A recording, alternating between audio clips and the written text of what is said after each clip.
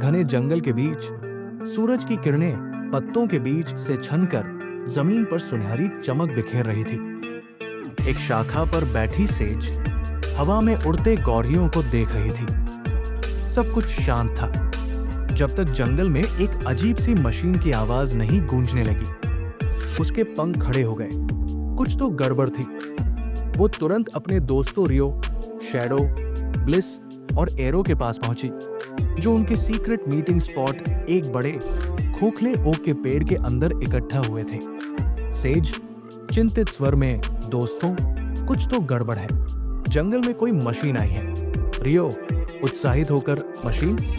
वाह, चलो देखते हैं, क्या पता कोई मजेदार चीज हो। शैडो गंभीर स्वर में, मशीनें जंगल में नहीं होनी चाहिए। पहले हमें समझना होगा कि ये कर क्या रही है। ब्लिस चिंतित होकर, जो भी है उसकी वजह से फूल डगमगा रहे हैं, मैं जाकर देखती हूँ। एरो शांत लेकिन दृढ़ स्वर में, नहीं, हम सब साथ चलेंगे। और फिर फेदर्ड 5 ने जंगल में उड़ान भरी इस नए खतरे की ओर। जब उन्होंने आवाज के सोर्स को ढूंढा तो सामने का दृश्य चौंकाने वाला था।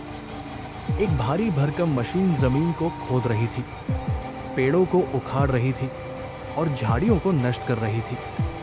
उसके पीछे एक इंसान, एक इन्वेंटर खड़ा था, जो अपनी नोटबुक में कुछ लिख रहा था और हंसते हुए जंगल को तबाह कर रहा था। सेज गुस्से में, ये इंसान यहाँ क्या कर रहा है? ये तो पूरा जंगल नष्ट कर देगा। ब्लिस आश्चर्य से, हम इसे रोकेंगे कैसे? एरो दृढ़ स्वर में, हर किसी की एक खास ताकत है, हम अपनी शक्ति का सही इस्तेमाल करेंगे। वे वापस ओक ट्री के पास गए और एक योजना बनाई। सेज मशीन के मूवमेंट्स को समझेगी, शैडो ध्यान भटकाने की एक चाल सोचेगा, रियो आविष्कारक को अपनी शरारतों से उलझाएगा, ब्लिस मशीन की कमजोरियों की तलाश करेगी, एरो अंतिम हमला करके मशीन को रोकने की कमान संभालेगा। अगले दिन मिशन शुरू हुआ।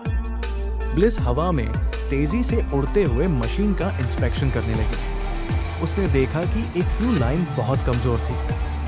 शैडो और रियो ने मिलकर इन्वेंटर का ध्यान भटकाया, चमकदार चीजें और तेज आवाजों से उसे उलझाए रखा। सेज और एरो ने एक बड़ा पत्थर धक्का देकर मशीन पर गिरा दिया। पत्थर सीधे ईंधन पाइप पर गिरा। मशीन जोर से हिली, धुआं उठा और वो बंद हो गई। इन्वेंटर वापस आया और अपनी बंद पड़ी मशीन को देखकर हैरान रह गया। गुस्से में बड़बड़ाते हुए वो जंगल से चला गया। फेदर्ड 5 ने एक दूसरे को देखा और अपनी जीत का सेलिब्रेशन किया। एरो मुस्कुराते हुए, जब हम साथ होते हैं तब हम सबसे ज्यादा मजबूत होते हैं। लेकिन जंगल का खतरा अभी खत्म नहीं हुआ था। कुछ दिन बाद जंगल फिर से शांत और खूबसूरत लगने लगा।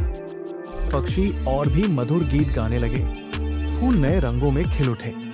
लेकिन एक शाम सेज ने दूर पहाड़ियों के पीछे धुआं उठता देखा। सेज चिंतित होकर, दोस्तों, एक और समस्या हो सकती है। शैडो गंभीर स्वर में, शायद एक और आविष्कारक, हमें और सतर्क रहना होगा। ब्लिस उत्साहित होकर, क्या पता जंगल के दूसरे हिस्सों में हमें नए दोस्त मिल जाएं, जो हमारी तरह जंगल को बचाना चाहते हों। रियो हंसते हुए, साथी मिले या ना मिले, हम तो साथ हैं ही। चलो देखते हैं क्या हो रहा है। एरो दृढ़ स्वर में, हम सब साथ चलेंगे। फेदर्ड 5 जंगल के बाहर निकल पड़े। एक कांटेदार मैदान। ब्लिस ने अपनी फुर्ती से सबसे सुरक्षित रास्ता खोजा। एक दलदली क्षेत्र।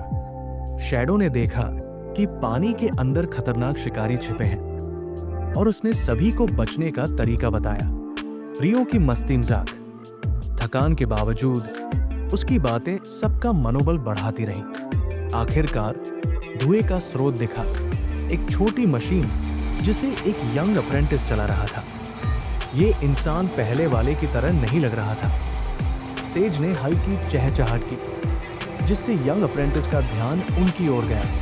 यंग अप्रेंटिस हैरानी से, क्या तुम भी मुझे रोकने आए हो? ब्लिस नरम स्वर में, हम जंगल की रक्षा करने आए हैं, तुम इसे नष्ट करने आए हो। यंग अप्रेंटिस, गहरी सांस लेते हुए, मैं ऐसा कुछ बनाना चाहता था जो प्रकृति को नुकसान न पहुंचाए, लेकिन ये उतना आसान नहीं है। एरो गंभीर स्वर में, आंखों में चुनौती लिए हुए, तो एक नया तरीका ढूंढो, हमारी मदद लो। यंग अप्रेंटिस ने अपनी मशीन को डिसमेंटल कर दिया और वादा किया कि वो इंसानों और प्रकृति के बीच संतुलन बनाने की कोशिश करेगा। पंखों वाले पांच ने उसे जंगल और जीवों के बारे में सिखाया। आविष्कारक ने उन्हें इंसानी तकनीक के सीक्रेट्स बताए, जिससे वे भविष्य में जंगल को बचाने के लिए तैयार रह सके। जंगल की सुरक्षा के लिए नए चेतावनी सिस्टम बनाए गए। जब वो लौटने लगा, उसने एक शानदार सीख दी। तुमने मुझे सिखाया कि असली आविष्कार वही होता है जो प्रकृति के साथ चले, उसके खिलाफ नहीं। पंखों वाले पांच यानी फेदर्ड फाइव ने अपनी जंगल की रक्षा की उड़ान भरी। अब उनका मकसद सिर्फ जंगल को बचाना नहीं था, बल्कि इंसानों और प्रकृति के बीच समझौता भी कराना था। अब वे हमेशा आकाश में सतर्क रहेंगे, जब तक दुनिया उनका संदेश नहीं समझ लेती। ये कहानी सिर्फ जंगल की नहीं है, ये संतुलन की कहानी है, जहां इंसान और प्रकृति साथ मिलकर आगे बढ़ सकते हैं। बस सही तरीका अपनाने की जरूरत है। अगर आपको ये कहानी पसंद आई तो लाइक, शेयर और सब्सक्राइब जरूर करें। कमेंट करें और बताएं, क्या आप भी फेदर्ड फाइव की तरह अपने पर्यावरण की रक्षा करना चाहेंगे?